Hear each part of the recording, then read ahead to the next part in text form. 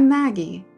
I'm a licensed clinical psychotherapist with degrees in psychology, theology, and marriage and family therapy, a national certification in dialectical behavioral therapy, and a national certification in integrative mental health. In this video, I'm not looking to diagnose anyone. I'm only willing to offer insight into situations like these.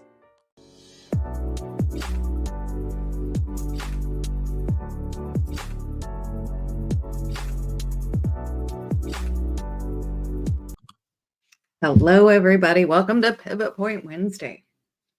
What if everything you perceive is just a construct of your mind? That reality is not what you think it is. Like, here's a fun fact. Everything that you see, there's a slight delay. That means that technically everything you see is in the past. So when light hits our eyes, it's converted by our visual cortex. Like it's a fraction of a second, yes. But could you imagine what that looks like if there are other creatures that don't have a delay?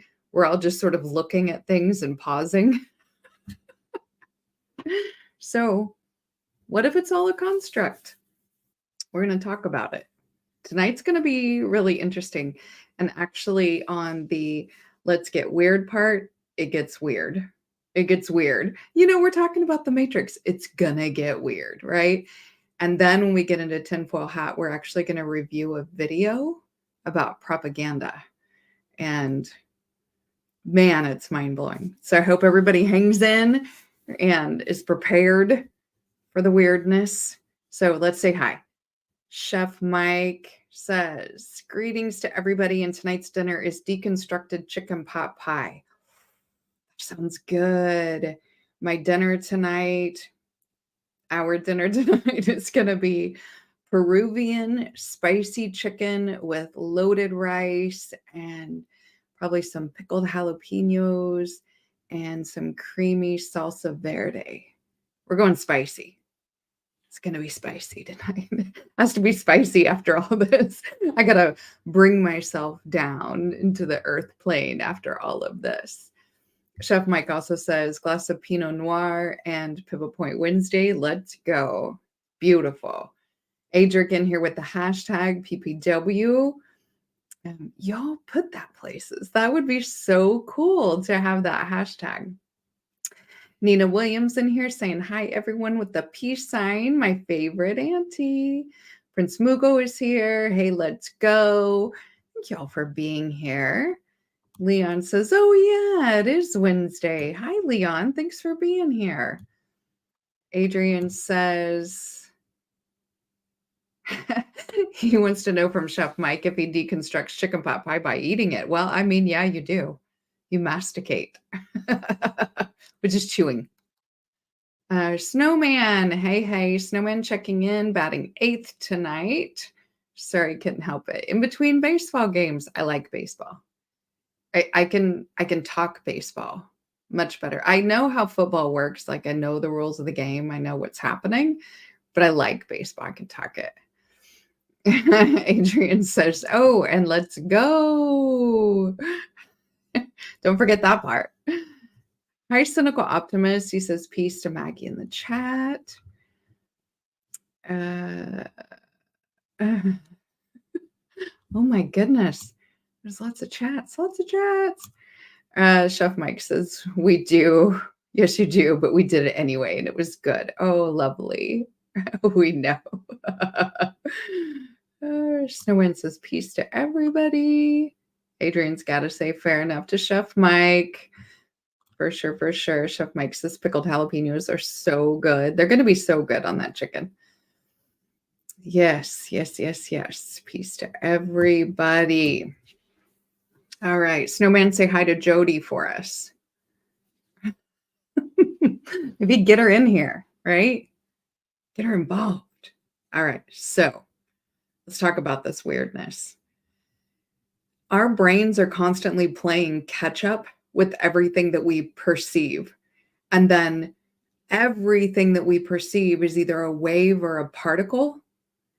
And then it has to be translated by our brain to tell us what we're seeing, what we're smelling, what we're tasting, right?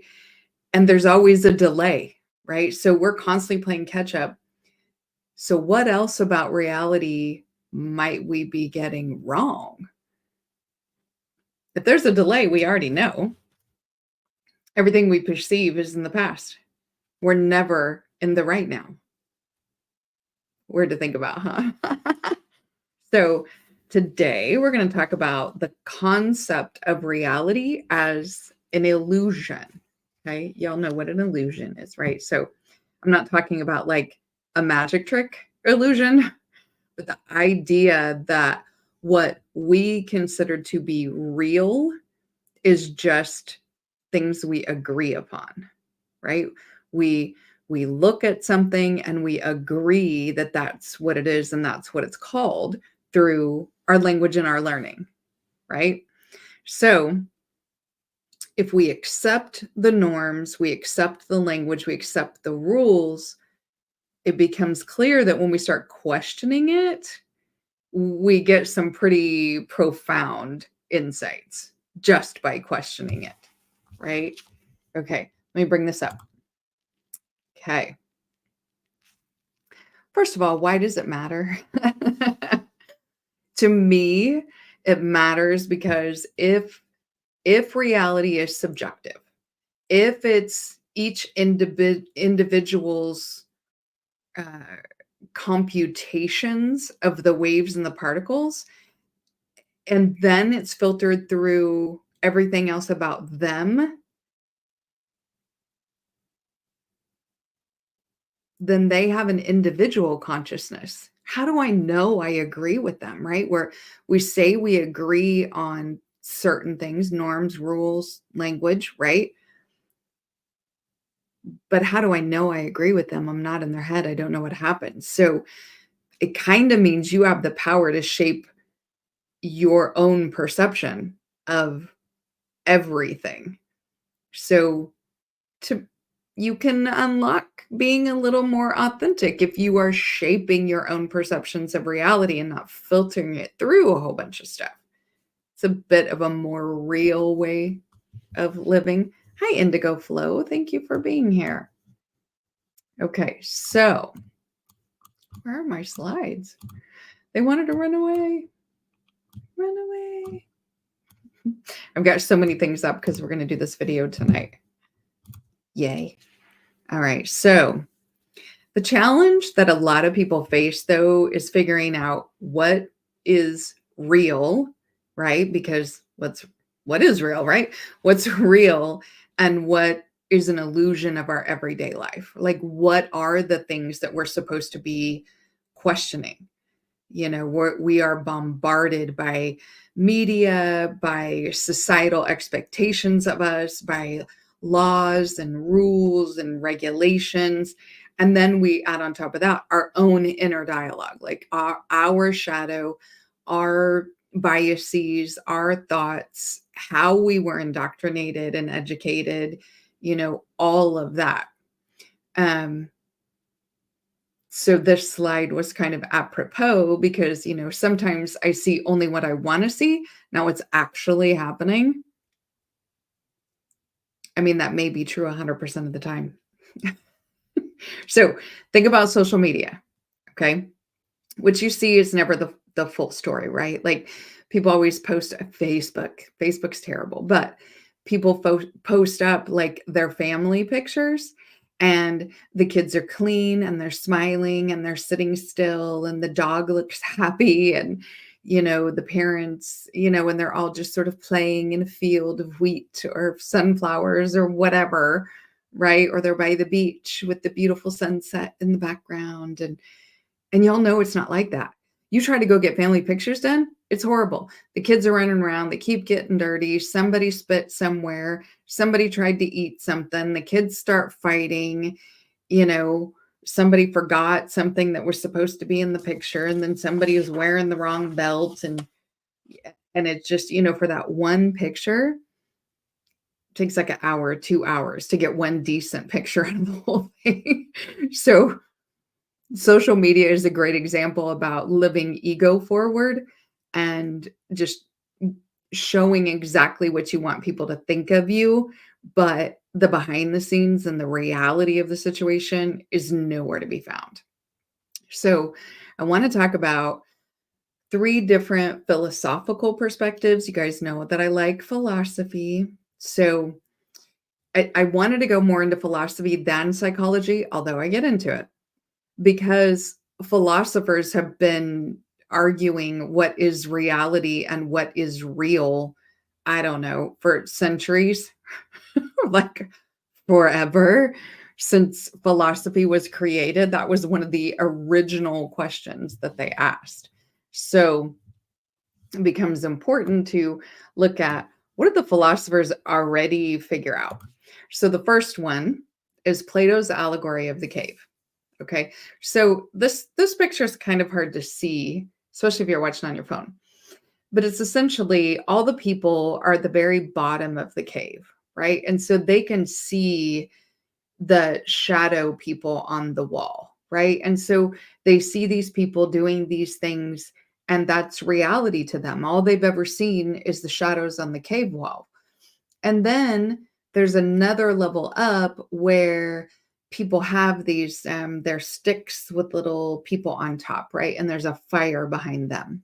Okay, they're in the cave, but they're sort of moving the sticks around and creating like finger puppets on the wall, right? Um, to say what is reality. Now, a modern version of this, it's really interesting. I saw a modern one and it wasn't stick people. It was like CNN, MSNBC, Fox. It was all the media companies, and they were like putting their stuff on the shadow wall. And then, behind that, there's some filtered sunlight that comes in. Okay. And then above that, there's like an escape to be outside, and then you can see a person that's outside. So when we talk about like awakenings or red pills or things like that, is when you see the sunlight in the cave, right? So this stuff isn't real. There's something over there. So if you see the sunlight, it's sort of like you're in the in between, you have some sort of awakening, you have a red pill moment, like, well, that's not real, then what else is real, right? Now, some people stay right there and they focus on whatever it was that awakened them or whatever the red pill was and they really focus on that for a very long time. And some of us have to stay there for a little bit to let our minds catch up with what we figured out. And you can find a whole bunch more awakenings and a whole bunch of more red pills, or you can walk right out of the cave. So, in Plato's allegory of the cave, Plato said that what we perceive are just shadows of its true form. We see a whole bunch of people, but we don't know what person looks like, right? We we see a distorted version of reality because it's filtered through so many things and it's sort of handed to us. You know, our reality is handed to us and we're told what to believe and what the rules are and what knowledge is and what our history is. Oh my gosh, I am in such a rabbit hole of history right now. Man, it's wild. And I'm probably gonna put all this stuff out on a Pivot Point Wednesday at some point. Okay. So this says we're trapped in our limited perspectives, right? So, but this to me, the allegory of the cave is really a good visual representation of an awakening or a red pill moment, or I'm sure there's other words for these things. Okay. Hi, Spain Man. Thank you for being here. Hi, Rocky. Thank you for being here. It's full house tonight. Yay. Okay. So we have that. We keep that in mind when we're talking about what is reality. And think about that's Plato. Has anything changed since Plato about that our reality is given to us and we're told what's real and what to believe? I don't think so. So then we have Immanuel Kant's transcendental idealism, right? I will be talking more and more and more about transcendentalism, but Kant said that we can't, Kant said we can't experience reality truly as it is. We experience the world through the filter of our senses and of our mind. And since each individual mind is an individual mind, we can't even discuss it, right? Because it's all filtered through that. We can't experience it unfiltered. Maybe when we're very first born, but man, don't babies seem a little scared? So Kant said what we call reality is just how we process things within the limits of our perceptions. It's not reality. It's how we process things within the limits of our perception. It looks like, it smells like, not it is. Again, I just told you there's a delay with our senses, so you can't even say it is. See, it gets a little weird, right? Okay, so then we have the idealism of George Berkeley. So Berkeley took Kant's stuff a little bit further, saying that reality is entirely dependent upon our perceptions. There's no such thing as reality until it's perceived. And remember, we've talked about before, quantum physics has the observer effect. The reality doesn't create itself, or the wave doesn't drop into form until it is observed in some way. Maybe that's what the delay is for in our perceptions.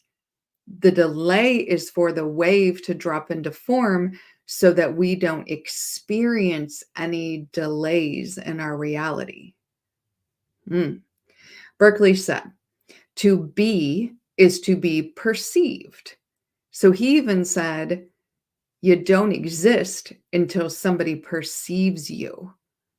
Once they perceive you, then they can think about you. They continue to perceive you. He said objects exist only because we're aware of them, which is a bit mind-bending because Berkeley was way back when, and he's talking about quantum mechanics, right? They only exist when we become aware of them. That's literally the observer effect, like literally. So how do we navigate our own realities when our perceptions are misleading? Our minds are misleading. Well, there are 3 crucial things you have to ask yourself, some deeper truths about yourself as you leave the matrix. Now, my live tribe, I know y'all have red pills and awakenings and all those kind of things. Replay gang, a lot of you probably do too. Some others, you may not. And so these questions are going to seem really bizarre to you if you haven't had an awakening moment. Or maybe you're in the midst of it and kind of struggling. Good, I've caught you just in time. We have 3 questions to ask. And you guys feel free to share in the comments. I'm really interested to hear what the answers are. And on the replay gang, I see the comments. Put them in there. Adric is reminding people to hit the like button. Thank you so much, Adric. Spain Man agrees. Our brain is like a radio tuned into a station, right? Which could also be called the collective unconscious. That's all the radio waves, and you decide which station to tune into. Is it poor, pitiful me? I'm stuck. I don't have any choice. Nothing ever works out. Everything is terrible. Are you listening to the wah wah radio station, or are you listening to the radio station of I can do this, I have a greater purpose? Or is it, great music and frolicking in the grass and just have fun, or let your inner child out, or whatever it is? You decide what you tune into. Leon says nothing has changed, just some wealthy architects operating as if they are in the fourth dimension, redefining the definition and mean of me being a slave or a peasant. What's the difference? Right. I mean, none of that has changed since then. Hi, Mr. Shug. Thank you for being in here. Okay. So the questions. Hopefully you guys are ready. Hopefully you're ready. So question number 1 is, what's your superpower? And to me, Adrian, he says no frolicking. Frolicking is fun. Dancing, frolicking, singing, laughing, being silly, watching cartoons, all of those things are imperative to our mental health. I'm just putting it out there. All right. What's your superpower? Sounds like little kids talking to each other, doesn't it? What's your superpower? But let me explain what I mean. I don't mean like comic books and Marvel. Okay. Although wouldn't it be amazing? It's about recognizing what you in particular seem to have a natural affinity for.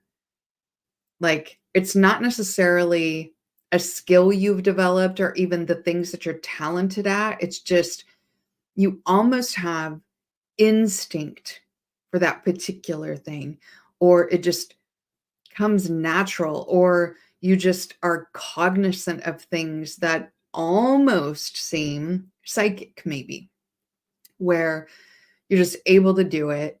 You just do this thing, right? You may not even have a name for it or words to describe it, but when you've been awakened, when you've been red pilled, when you're wanting to leave the cave, you have, number 1, you have to figure out what's your superpower. And I just call it a superpower. And I'm not talking about something you're talented again or a skill you've developed. We have talents and skills that are beyond that, but everybody has some kind of superpower. Okay. For me, my quote unquote superpower, what I have a natural affinity for, is being able to really see a person. Like I look at them, I look in their eyes. It's beyond empathy, and it's being able to connect on a human level. I can just see people. I see them. I see you, right? And so that's something I have to keep in mind upon leaving the matrix, that was the superpower that I was given. Oh, nobody wants to put their superpowers in here? God, you got them. Maybe people don't want to brag. Brag. We're being authentic. Remember, people tend to have no hesitation to degrade themselves and put themselves down and like err on the side of humility, which is an indoctrination, by the way. It's the same indoctrination that says forgiveness is next to godliness. That's indoctrination, keeps your oppressors happy if you go ahead and degrade yourself and forgive them for all of their trespasses. So you're allowed to say what your superpower is. It's important. Okay. Chef Mike says his superpower is I can really feel people's energy. Yeah. So you're probably one of those people that like you walk in a room and it doesn't seem like anything's happening. And you're like, ooh, some people were just arguing here. Or like somebody's mad or, something like that. Oh yeah. He says I can feel vibrations. Yeah. Perfect. I can do that. Like that for me, I would put more on a talent range. That is not my superpower. If that's your superpower, that's amazing because mine's not always exactly accurate and it's not a natural affinity that just happens all the time. So that's why it's not mine. Okay. Leon says, my superpower is code switching and understanding where and why someone's stance is what it is. You're a chameleon. I know a couple other people that are chameleons. Like you can code switch, you can switch up your personality, you can be who the person needs you to be, which, that could be, you could use that for manipulation. Don't do that. But to be able to really connect with somebody, to interact, maybe to get information, those kind of things. Spainman says, I'm super chill and appear to never be bothered by anything. Wow, like you are just all man, do you know how much the world needs that where people can just stay in the state of homeostasis, especially emotionally? Think about like paramedics and stuff like I mean, wouldn't we want the police to be able to do something like that where they can just they're just chill, they're stable, they're unbothered. That'd be great. Cynical Optimist says foresight or far seeing. I like that. Do you cynical is the foresight is that more like is it prophetic? Is it connected to dreams or it just cognizant? Is it you just know some things? Like you just know this is going to happen or this is what's going to happen. Um Chef Mike says goosebumps for real. Oh, Spainman says I calm people around me. Oh, what a superpower. All of these are great. Adrian says his superpower is distilling information into what's actually important. Yeah, like taking a whole bunch of information and then being able to make it digestible to people to know like what are the important things, what at the end of the day, language and communication is so important, right? Because especially in an indoctrinated society where we don't know what we don't know and we don't know how to know it, that's huge. That is huge. Mr. Shug says he has a photogenic memory. Oh, wow. You know what? I think that I want a photographic memory. I think, but I already, well, because my memory is not that great, my ADHD kicks in. So I have to think to myself, remember this, and then I can remember almost anything. But if I don't think that, it's not going to happen. So I'm pretty jealous, Mr. Shug. That's amazing. Especially when people are looking for information, then you're like, I know that. I read it. Leon says, yep, I'm a chameleon and I hide a lot of my truth and sarcasm. No, you're kidding. Rocky says, my superpower is, I don't know, entertaining alternative theories, I guess. I don't know. You know what, Rocky? I think there are some people, I call them pattern recognition, where like they're great at like conspiracy theories or alternative theories, alternative stories, and they pretty much are open to discussing anything because they have pattern recognition. And so almost like it's very similar to what Adrian was talking about, where you can pick out the patterns of things for conspiracy theories. When he's talking about picking out the things, you have to find the patterns and what's connected to what to be able to communicate it. So those are very, very similar. They're pattern recognition. Rocky says dream interpretation, maybe, perhaps that's it. Oh, if you're good at that, that's amazing. People love to have dream interpretation done. I keep saying I'm going to do that here, and I just haven't. We should do that sometime. You know what? We should do, so I'm about 400 watch hours from monetization. And that's all I've got left. The last hurdle for monetization. And I kept saying, when I monetize, I'm going to do an AMA, but we could do an AMA live with dream interpretation too, as part of it. That would be fun. That would be fun, fun, fun. Oh, hi, Mr. J. Matt. Thank you for being in here. Spain Man says, just today, my boss came in the office upset at something a coworker did, and I immediately reminded her that what she was upset over was actually a good thing when she looked at the big picture. Boom, done. He was like, let me use my superpower. Okay, Mr. J Matt says connecting seemingly disparate info. Yeah, so here's another pattern recognition guy. Like these are great. All the pattern recognition, especially when you're talking about the matrix, right? Because the matrix is a pattern. And so to be able to see pattern recognition is great. Oh, Mr. Shug's typos, dang it, photographic. I knew what you meant. I knew what you meant. Chef Mike's reminding people to hit the like button. Thank you.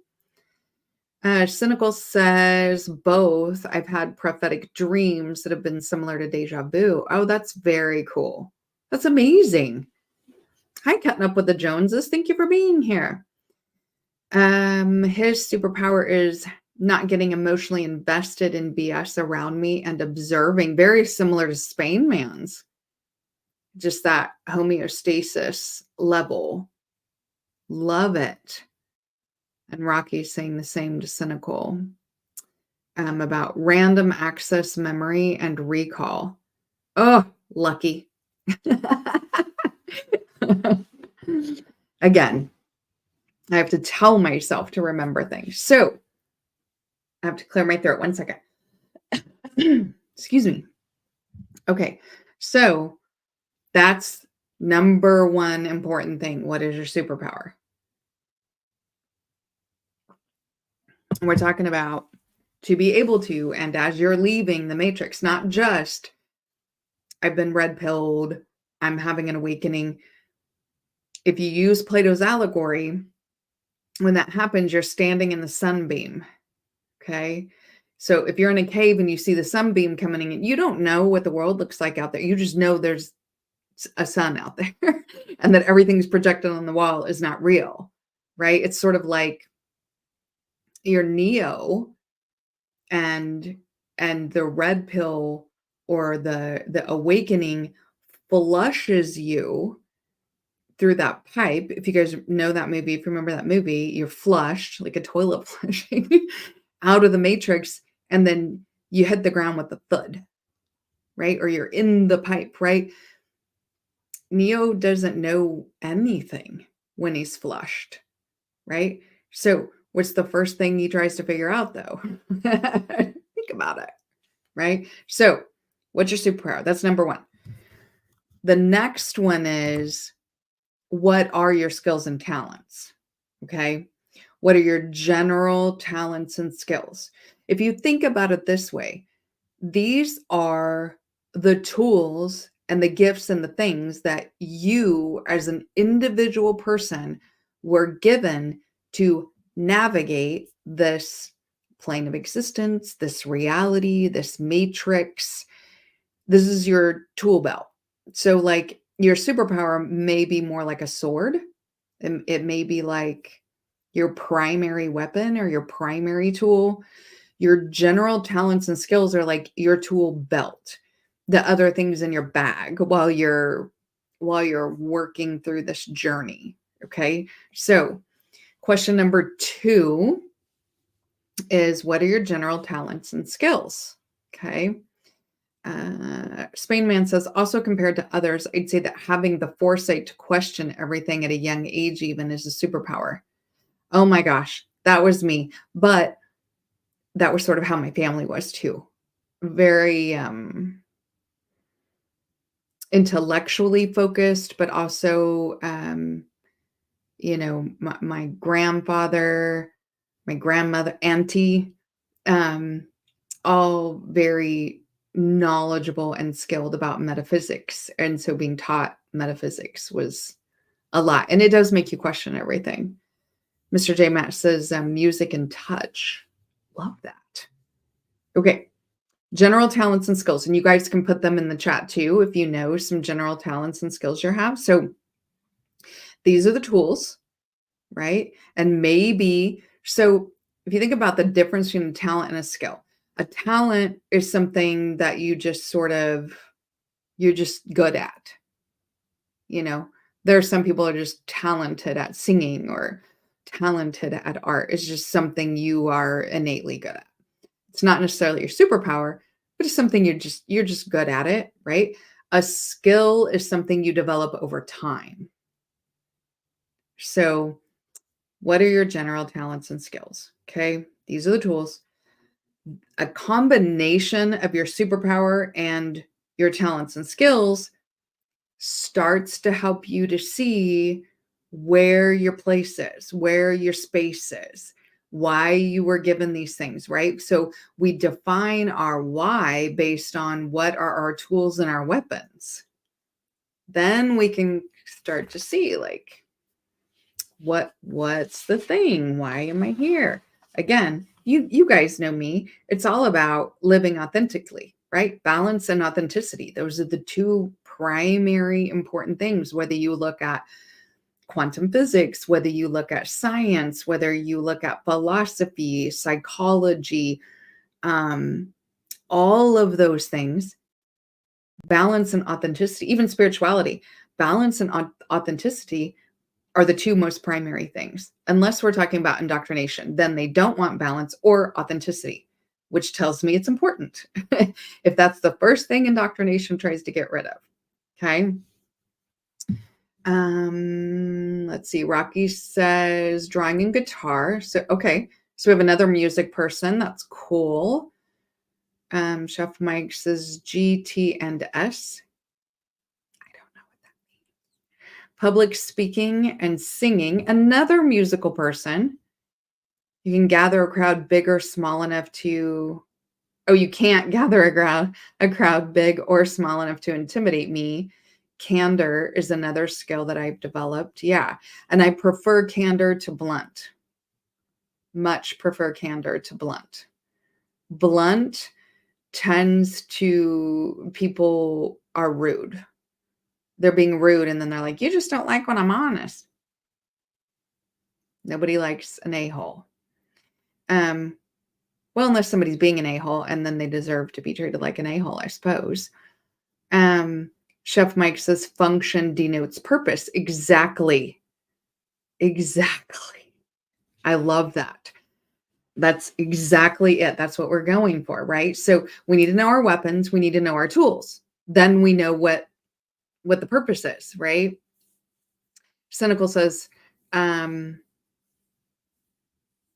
was or have a very precocious child and always had a knack for the sciences. Oh, thank you. I was a very precocious child and always had a knack for the sciences. I was precocious too. Have you guys noticed that people who are awakened now tend to have been like precocious children or um, like in gifted classes or ended up taking AP classes or had affinity for language, math, or science, which are all patterns, by the way. It's the pattern recognition part. Cutting up with the Joneses, singing. So it's another musical thing. And did you guys know music is math? It is mathematical. In fact, now the name's going to escape me. The first person who started writing out harmonies and saying what a harmony was and then teaching other people how to harmonize, he did it with math.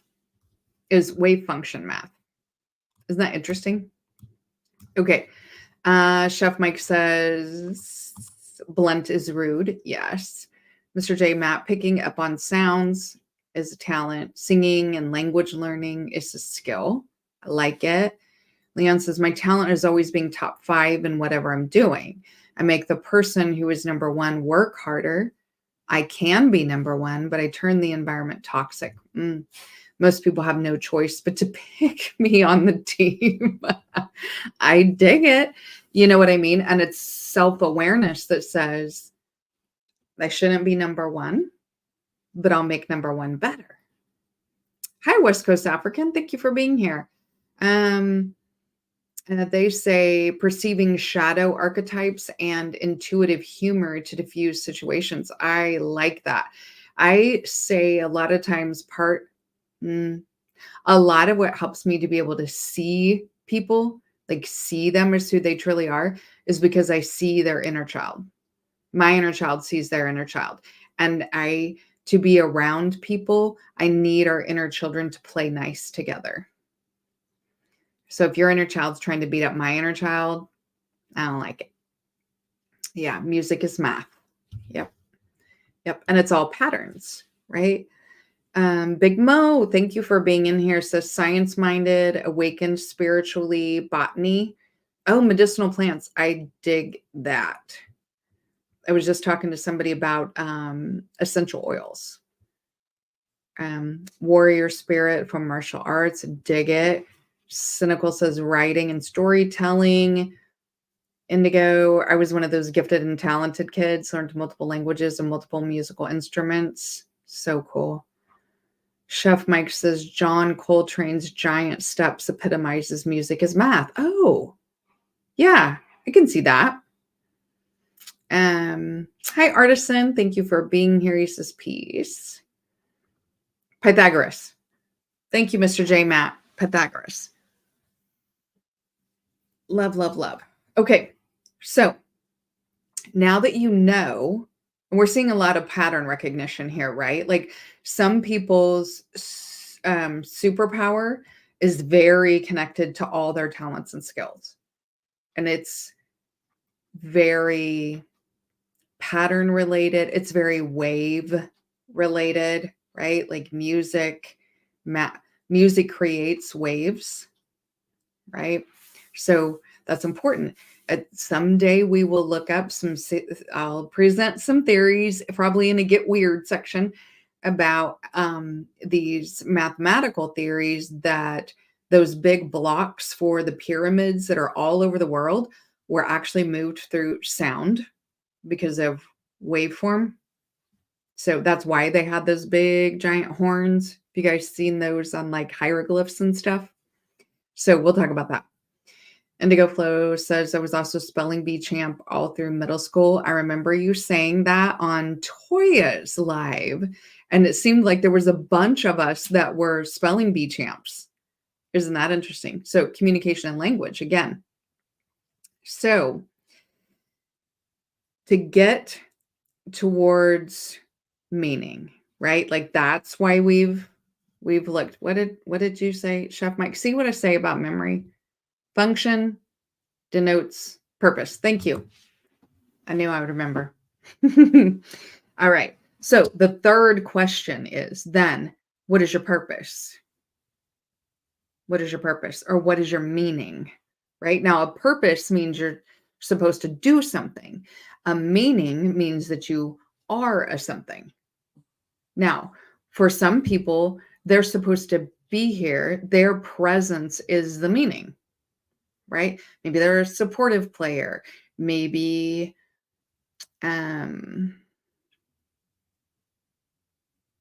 maybe they're just such a lovely person that they just brighten the day of people around them.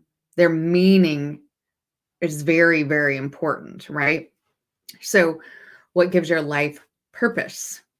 What is the purpose, right? So the slide says, there's not one big cosmic meaning for all. There is only the meaning we each give to our life, an individual meaning, an individual plot, like an individual novel, a book for each person, right? And I've said that before. You're the main character of your story, right? And the world gives us a script and tells us we are this player of this game, and this is our script, and this is what we say, and this is what we do. But your meaning is actually part of your story, your novel. You're the main character. Okay, so that's important. Cutting up with the Joneses says, I don't know if it's a skill or a talent, but I have a paracosm inner world. I don't even know what that means, but it sounds cool. That's a fun word. That sounds cool. Spainman says drawing is my talent, but it's a skill I've let atrophy over the years. But if it's a talent, it's not going to go away, right? Artisan says what you are here to do. Right. And I want to be clear because some people aren't here to do something, they're here to be something. And we each have to figure that out, right? So, what gives your life purpose? It isn't always an easy question to answer, right? But your purpose or your meaning is what anchors you to that self-created reality, right? Like, what's the plot here? What kind of story is this? Is this a mystery? Is it a comedy? Is it, you know what I mean? Like, what's the plot? And whatever your plot is, whatever your story is, means that you're going to have like these climaxes and resolutions, and because that's a story, right? Nobody wants a story about there was a guy and he lived, the end. Like, boring. So there's going to be positives, there's going to be negatives, but you're the only one that can change or do anything in your life. And if you sit and think all the time, well, I'm not allowed and I can't and I'm stuck and they won't let me, and well, then think about what you're thinking that you want to do and figure out, is this something you really can't do? Or maybe that's something that's not in your greater good. Or, if I say to myself, well, they won't let me be a billionaire. Well, that's for me, not for everybody, but for me, that's more ego focused. Humans were not billionaires for tens of thousands of years, and everybody was cool. So I'm okay with not being a billionaire. Chef Mike says, paracosm, a prolonged fantasy world invented by children. Well, I tell people all the time, I appreciate that. I talk to people when I do therapy with people, I have them invent in their imagination. Some people cannot do this, by the way, because some people cannot visualize things. But I have them create their safe space in their mind where when they need to chill and relax, because not everybody meditates the same. And that word has kind of become a dirty word for some reason. It just means sit and chill. I will have people like sit and kind of work through going to that safe space. It's like a vacation in your head and just chilling for a little bit. So I like the paracosm. That's what it reminds me of. Big Mo says, I used to play the violin pretty good back in the day, made some Asian parents angry back. Stop it. Rocky says, how do I figure out if I'm here to do or be?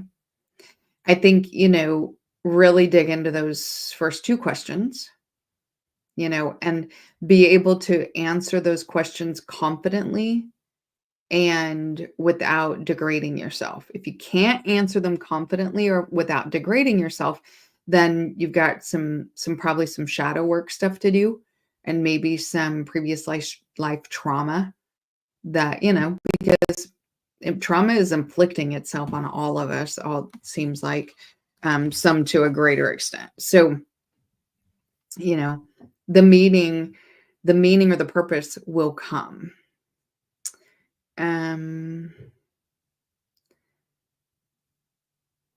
Indigo, he's saying I was exceptional at drawing from a young age, but lost interest. Oh, I'm so sorry. After a serious bout of depression. Man. Leon says, I don't really know, Maggie. I'm just entertained by the World Circus. I don't want to miss anything. Well, what do they call that at the circus? The guy with the suit and he's saying everything. What do they call that guy? See, I'm not wording well tonight. I can't remember what they call that guy at the circus. Maybe you're that guy. Maybe you're that guy. Adrian says, I'm struggling. How is being something divorced from doing something? For example, if I'm here to be a chef, wouldn't I cook? Well, then that means you're here to do something. If you're here to be a chef, then you would be here to do something. Oh, tickling my throat again. For instance, right now, I'm going to use Auntie. I'm using you as an example. I hope it's okay. Right now, Auntie is here to be, not to do. Okay. So for instance, Auntie's superpower is I'm not even sure how to exactly state it. Well, one her talent and skill is for people to feel accepted and loved. Anybody that's around her, she just accepts and loves everybody. She's just super understanding, right? So she's not necessarily out doing something. She's not going to go cook. She's not going to go um, sing at a club. She's here. And when people need that, they come to her. She's here. She's in a state of being, not necessarily doing, right? Now, her specific superpower is a bit more of doing. Um, but for that, it's just being. Hopefully that makes sense. Rocky says, wait, how do I do the past life stuff? How do I figure that out? Why must I do so much figuring? And you know what, Rocky, sometimes, and this was true for me. So I'll just use myself as an example. Sometimes, especially when we first start digging into like shadow work and when I say past life, I mean like childhood, not necessarily a past life, although people do that, and that's cool if they do that. But I'm talking like in the past of your life, childhood trauma, young adult trauma, teenage trauma, previous relationship trauma, all that. When you're first starting, a lot of times people need like a therapist or a life coach, another person to start this journey with, because it's really hard to know where to start. Now, the first time you've gone through the journey, it's like a hero's journey. Um, you can do it again, and you need other people less and less and less, right? I talk about, there are specific places on the internet that are group therapy because people are kind of going through processes and processing things together. But if you're feeling stuck, you know, finding a good therapist, I would say for men, find a male therapist, especially if you're just starting on stuff, because you need to find somebody who's going to understand culturally and then also the way men tend to think, understand that a little bit better. Now, it doesn't have to be, but I just recommend that, of course. Cynical says, tend to see people in terms of archetypes, little self-imposed pockets of lived experience that overlap with other people's lived experiences on the screen of reality, which is a universal truth. Well, obviously, poetry is kind of in there too, because that was just a beautiful way to say that. My gosh. Spain Man says, I'd compare myself to other kids and think that mine sucked compared to theirs, even though I got compliments. Yeah. We all get sort of our government issued self-deprecation as children, and then it's hard to put that down. Oh, thank you, Rocky. He says ringmaster of the circus, or the ringleader. Yeah, I think I've heard it both ways, ringmaster and ringleader. Yeah. Yep. Oh, Auntie said, okay, thank God, because I totally talked about you. Cynical says, in other words, we bring things to the conscious mind that we all are a reality that overlaps. Cynical, I tend to go a little bit farther and say that there's only one consciousness. I tend to err on the side of fractalization and like mirroring and the shadow, that everything we see is a shadow or a lesser archetype. You know what I mean? Or subtype of things, because it's all a fractal of one thing. Oh, Adrian says he understands. Okay. Oh, I'm so glad. Auntie gave me hearts. Phew. It's tough to talk about people and feel like this is a positive thing to me. You never know what people are going to think, put their stuff out there. Spain Man says, having a past life regression, is on my bucket list. Yeah. I think for some people, they think it's cool. For some people, they feel like a lot of their past lives and their current life keep having the same problems over and over and over. And once you can really learn that pattern, you can stop it. Indigo flow. Oh, I'm so glad that you made it through. I'm so glad, Indigo. I'm so glad you're here today. Leon says, I get way too many compliments about my son. Is it bad that I don't like the attention or the compliments when they see my son's behavior? I mean, I think there's some ego there, right? Like sometimes our ego gets in the way of greater realities. So it's just something to think about because we all have an ego. I'm not saying egotistical.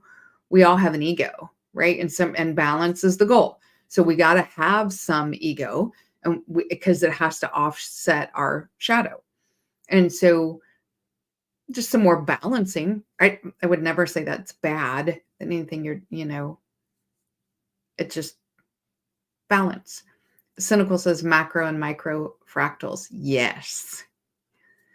I love all the support in the chat. That's amazing. Makes me happy. Okay. So your personal meaning, once you figure out your meaning, your purpose, creates a reality. It will create a reality that aligns with who you truly are. Because remember, we were talking about function first. This is your superpower. These are your talents. These are your skills.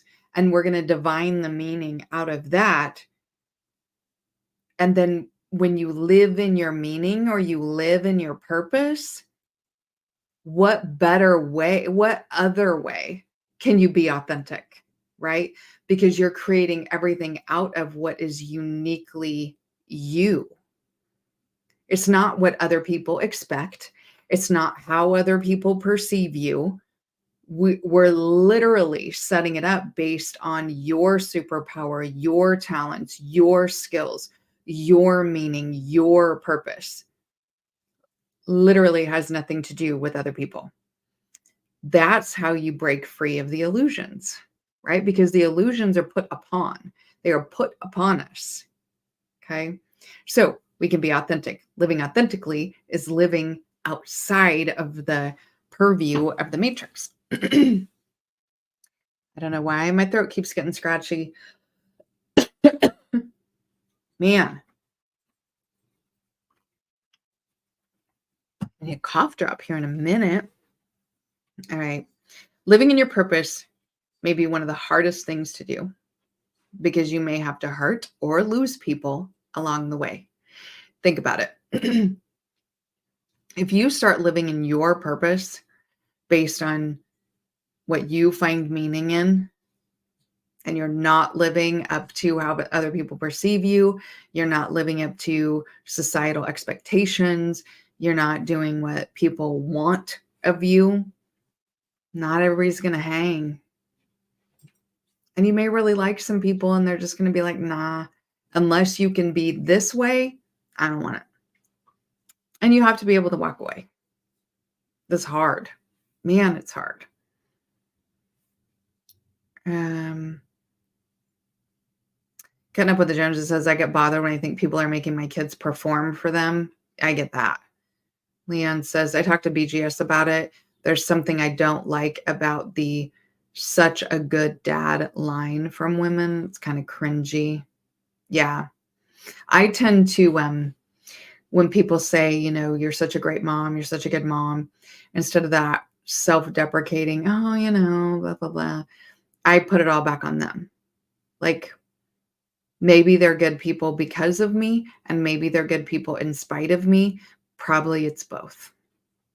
It's on them. That's their talents and skills. That's them.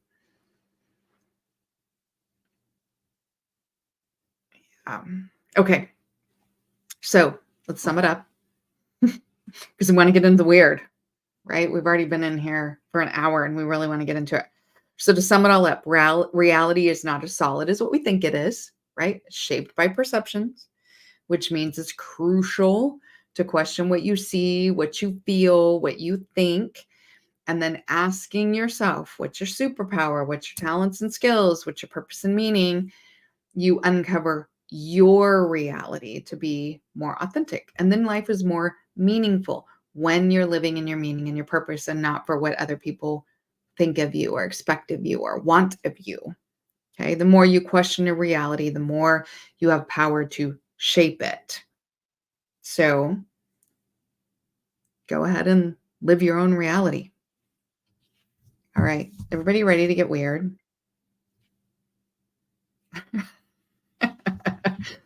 Okay. We're going to get weird. Okay. So I was thinking about reality, right? And that initial question I asked, since all of our sensory perceptions are delayed, and, I thought, well, what if there was a creature that had no delay? How would we be to them? What would they be like, right? So I also thought about how chimps have a 2% difference in DNA from humans. Like we only have a 2% difference from chimps, and look at how different we are. Like there are similarities, of course, there's similarities. Because we're primates, right? But at least that's what they say.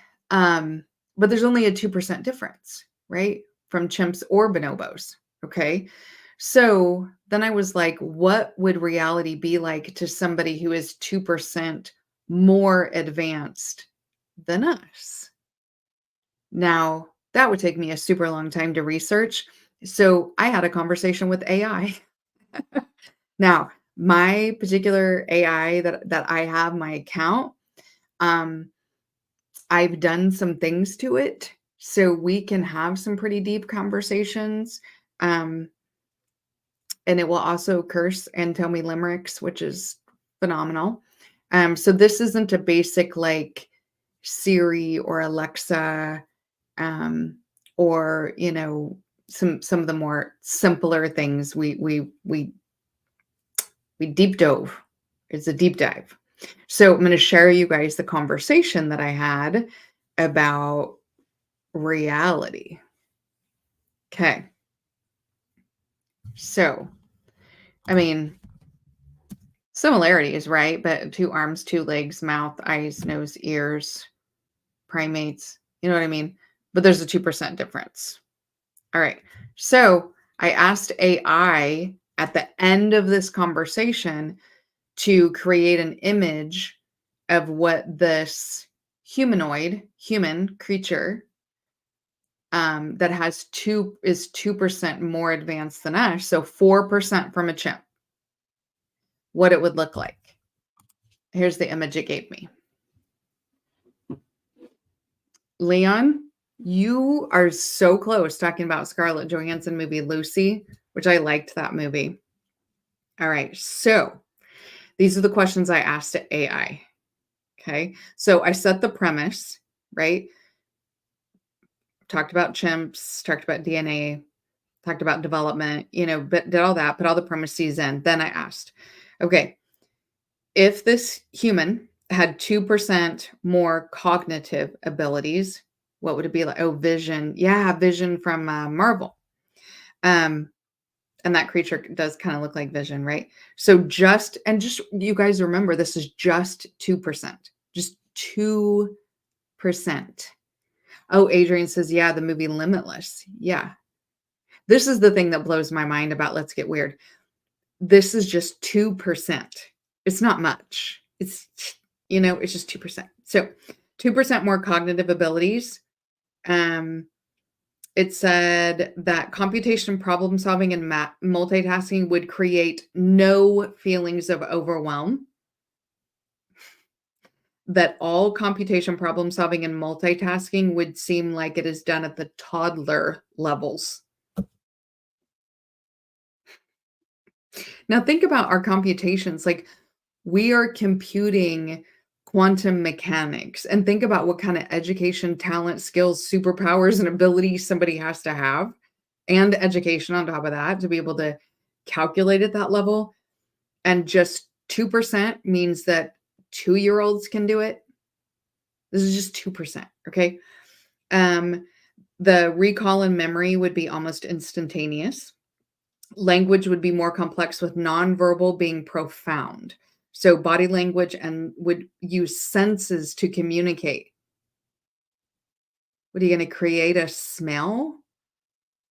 Like I didn't even know exactly what that means, but there would be less verbal and a lot more nonverbal. Okay. Heightened sensory use and sensory perception. Okay, Rocky says, I went to OD on the limitless track. I'd be an absolute junkie. Yeah. Leon says, Lord, no ADHD with 2%. That's what I'm saying. It's just 2%. So then I said, okay, what about 2% more creativity? Okay. They would create multi-layered art with complex scientific principles. So their art would be based on complex scientific principles. There would be whole new art forms of hybrid interpretations. I don't know. More intricate harmonies and rhythms that humans cannot perceive.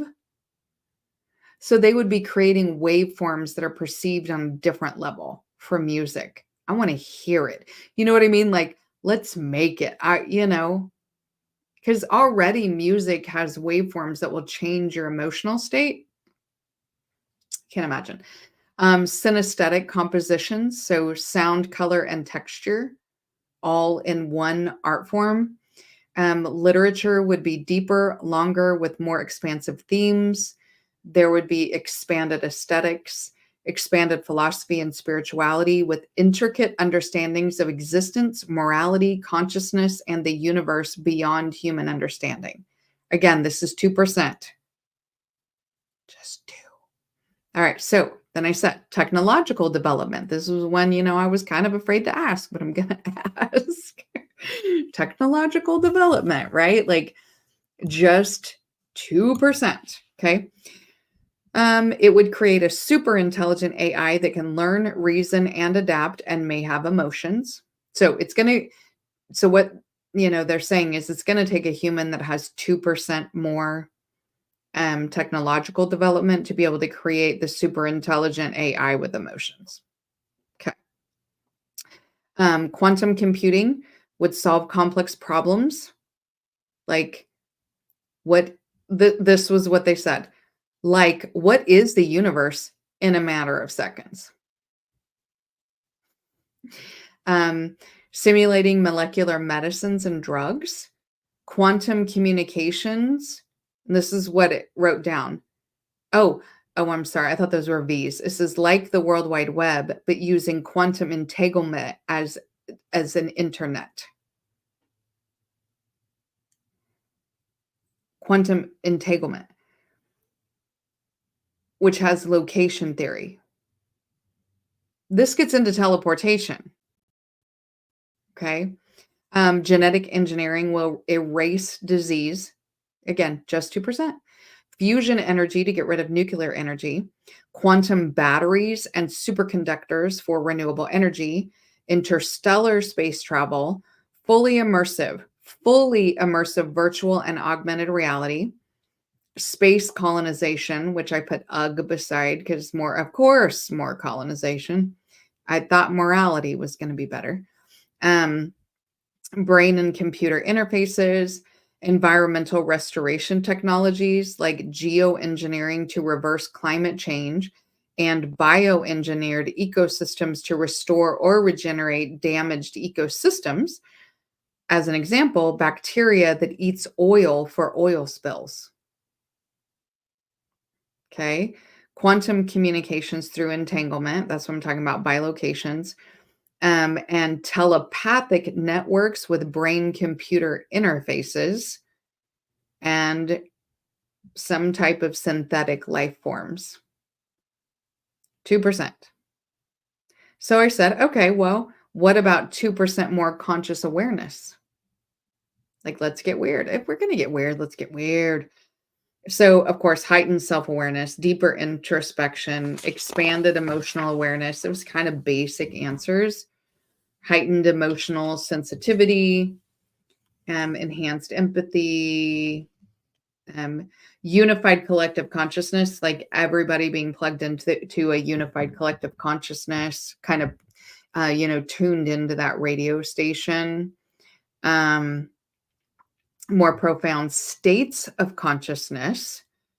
Um, they would move into nonlinear time perception. So just 2% more conscious awareness moves out of linear time, which on a scientific level, on a quantum level, we understand the theory of that. It's hard to perceive a nonlinear time. Transcendence of ego, so much less ego-centered thinking, advanced intuition, transpersonal spiritual experiences. That sounds cool. It also reminds me of like when people say meeting on the astral plane. That sounds like a transpersonal spiritual experience. Um, Greater sense of meaning and purpose, easier to find existential clarity and universal morality, telepathic communication due to shared consciousness states in the universal unconscious. That sounds cool, huh? So then I said, well, how would they perceive us? Right? We know how we see chimps. How would this humanoid perceive us? This is what it said. This creature, with its enhanced cognitive abilities, creativity, technological development, and consciousness, would likely perceive humans as an evolving but incomplete species, full of potential, but hampered by intellectual, emotional, and spiritual limitations. They would see us as beings on the cusp of greater understanding and development, capable of profound creativity and innovation, but often trapped by ego, conflict, and short-sighted thinking. Boy, that does sound like us. While they would likely empathize with our struggles and appreciate our achievements, they might also view us as needing guidance or refinement to unlock our full potential. So, guys, think about National Geographic, when they go out and they film, the baboons or whatever. And like, no, think this one's even better. They go out and film the lions, right? And the lions chasing the gazelle. And the people are like, well, why didn't the cameraman save the gazelle? And it's like, no, we have to see them in their natural habitat and how they actually act. Sometimes I think that's what God is like. That God doesn't interfere with terrible, heinous things because he's just trying to watch us in our natural habitat. And so it made me think, if we think of God, you know what I mean? For in whatever way that you define God, he would be way more than 2%. And the 2%ers are just like, "Aw, look at them. Aren't they cute? They're so pitiful." so, so then I asked AI, like, if they were here, how would we know? Which that got a little freaky because it kind of sounds like they are, right? Big increases in advanced technology. Well, we see that happen since the 50s, leaps and bounds, right? Um, Technological feats happening, um, subtle interactions with our systems like satellites and AIs. Um, since they might want to communicate in ways beyond our language signals, they might seem strange or incomprehensible, like patterns and lights and ghosts and different things like that might all just be their attempt to communicate telepathically. Interesting thought. Um, they might be able to influence human behavior or perception. So we could have awareness or feelings of being observed or watched. Okay. They might direct methods to steer human events and developments, leveraging their edge to influence politics, science, or society, right? We might find artifacts, which that does happen. Um, they might challenge our worldview. Haven't really seen that. Okay.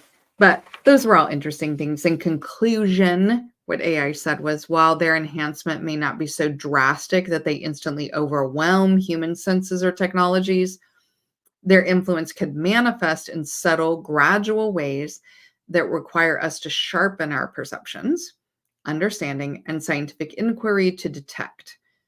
Signs would likely start as anomalies, glitches in the matrix, Mandela effects, in areas where our knowledge is just beginning to expand, such as quantum physics, AI, and cosmology. So all that was super interesting to me. hopefully, it was definitely a rabbit hole for sure, right? Cynical says, this reminds me of the game Mass Effect, which has these synthetic organic entities called Reapers that only exist to indoctrinate and assimilate organic beings and absorb their technology. Ooh, that's scary. Leon says, I love how people just take from their religious beliefs and treat 2% like gods looking down on humans. I know. Isn't that wild? Yep, you just said it. Right. I just wonder what the 2% increase thinks of capitalism. I think they think, oh, isn't that terrible? Cutting up with the Joneses says, has anyone seen Sense8? I have. People evolved to where clusters of 8 people share their senses from across the world. Yeah. It's interesting. Okay. So we are very far into the evening, and I generally try to keep it to an hour and a half, but I got to play just this part of this video for Tinfoil Hat. Okay. Because it's about Edward Bernays and the invisible government. So the guy that's doing the video, his name is Michael Martin. And I like the way he explains things. I'm going to try to speed up the playback because I want you guys to hear what he's saying in the first half of this video, at least. So fair use for education. This is all for educational purposes only. So let me get him pulled up here. Let's see.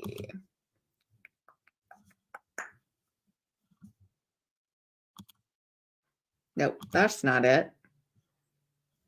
Okay. I'm going to have to do a share screen, I think. So let me remove that. We're getting there. There it is. Okay. So let's set a playback speed. We're going to try 1.5.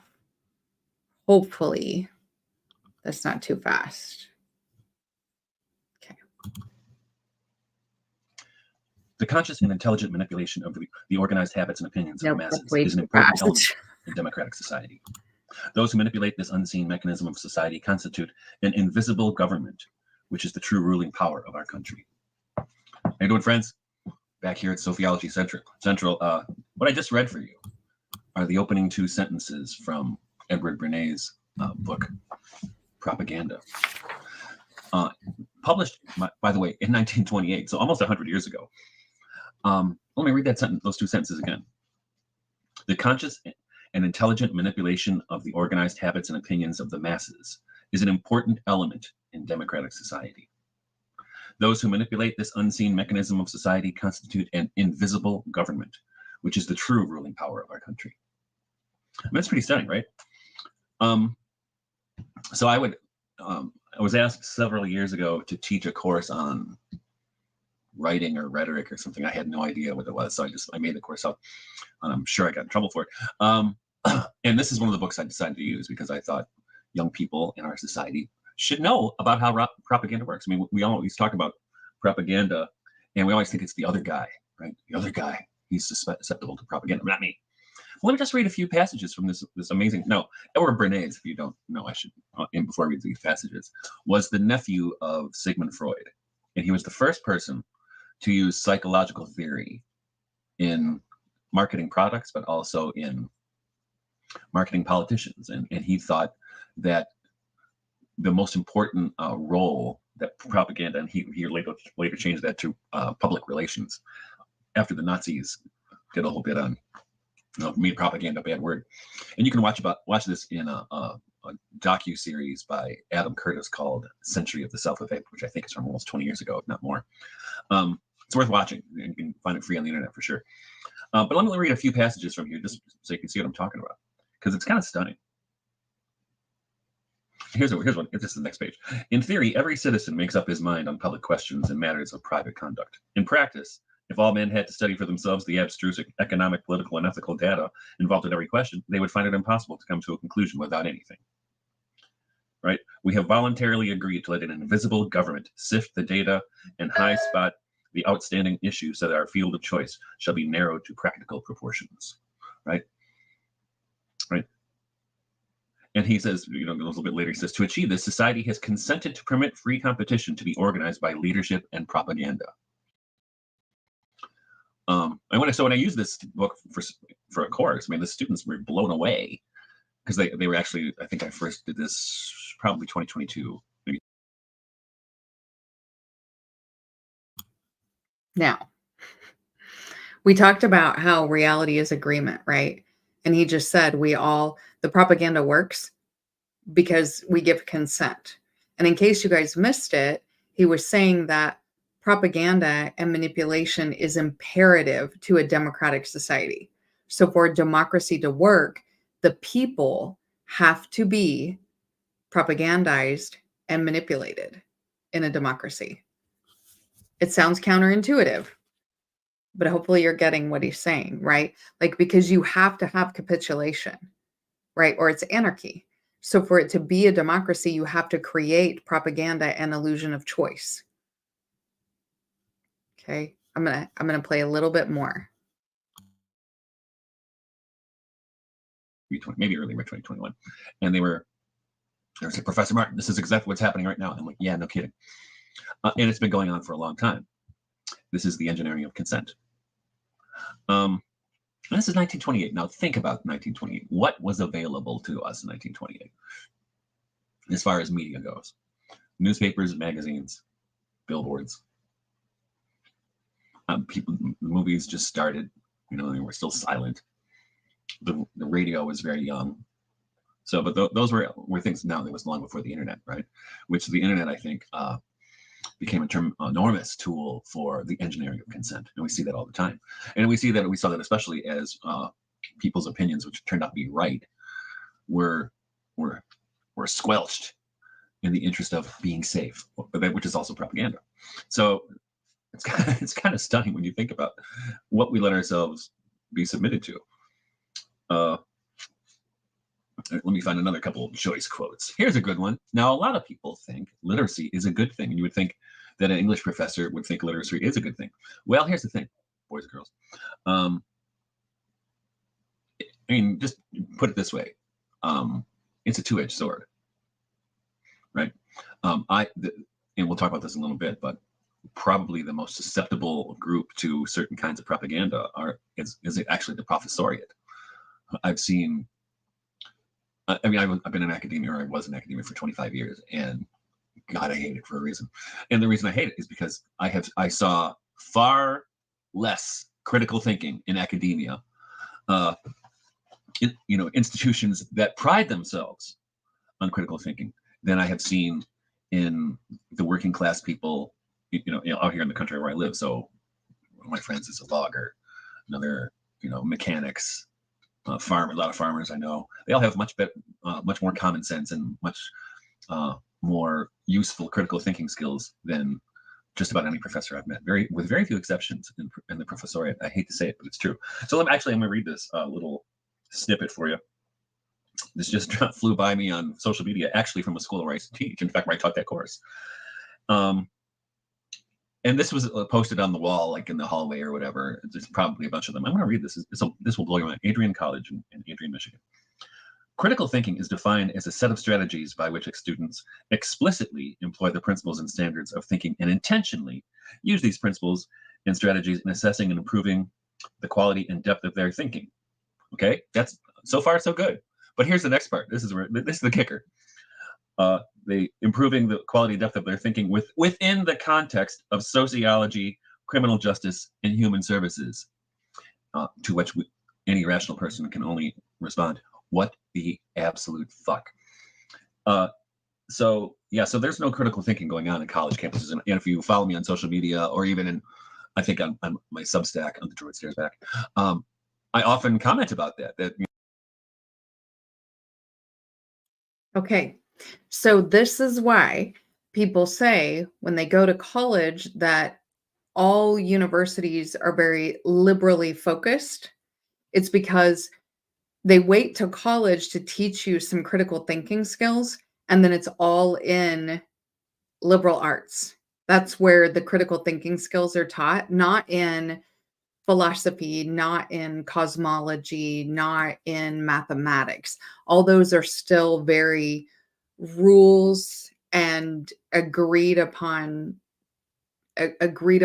norms that you have to stick with the whole time, or you're, booed out of college, or you're Terrence Howard for trying to critically think about math and science, right? And put some things together, cosmology and philosophy and ancient texts, and to come up with a thing. And even though, he has these patents and these drones are made, the academics are booing him out and talking about how he's nuts, right? Well,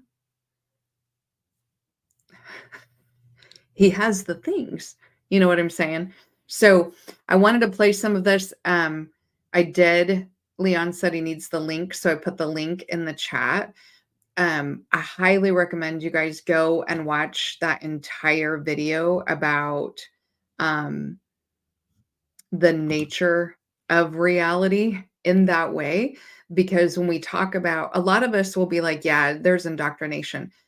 We have no idea. We are all influenced and living our lives based on indoctrination, and we don't even know how deep it goes because it's imperative to a democratic society. And even saying that to somebody can create such cognitive dissonance that in order to live in a free and democratic society, you have to be controlled and manipulated through propaganda. It doesn't seem to go together, right? Okay.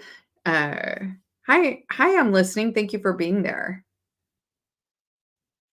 Oh, yeah, Leanne says during that time they made their best attempt to redefine what being a man was again. Yeah. Leon says philosophy freshman year of college is trash. It's like going 200 miles an hour into a brick wall in such a small book I have on my shelf.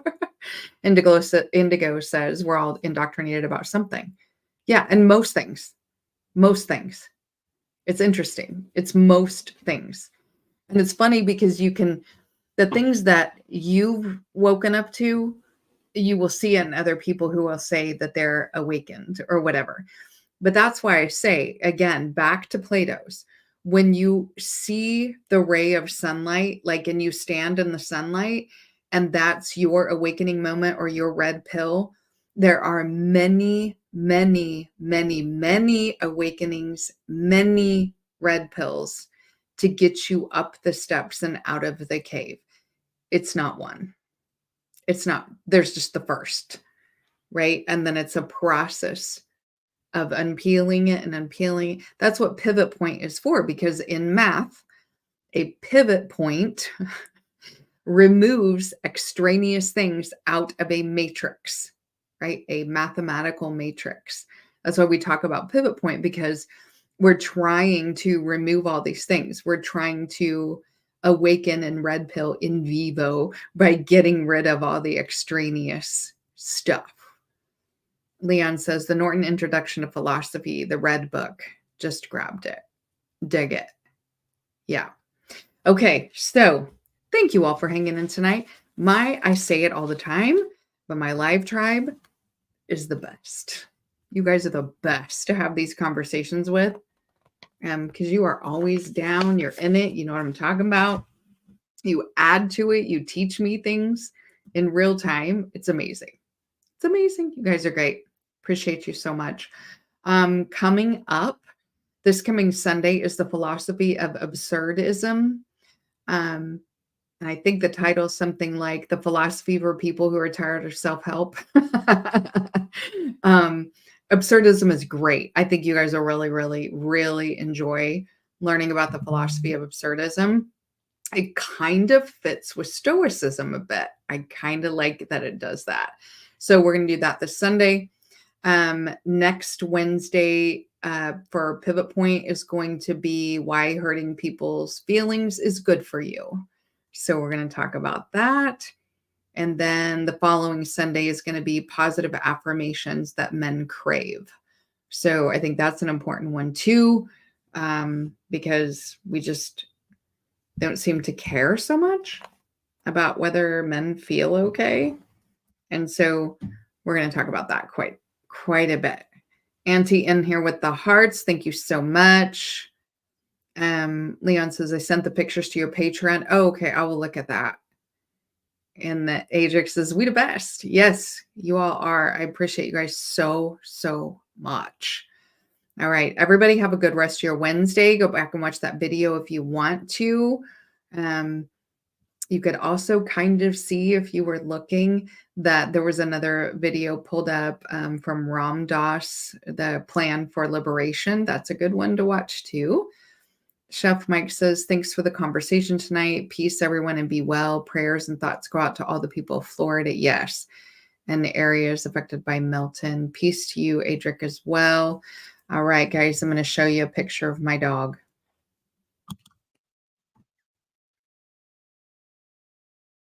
Please like the video if you haven't already. It really helps the algorithm to know what kind of things you like. Share where you think it's appropriate, especially to someone who you think needs to hear it. And don't forget to check out some of the wilder Pivot Point Wednesday shows.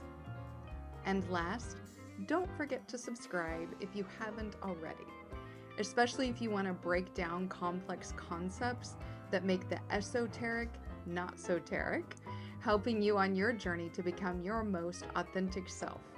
By subscribing, you'll join a community that thrives on curiosity and growth, and you'll never miss out on insights and some wild discussions. Let's uncover the universe together.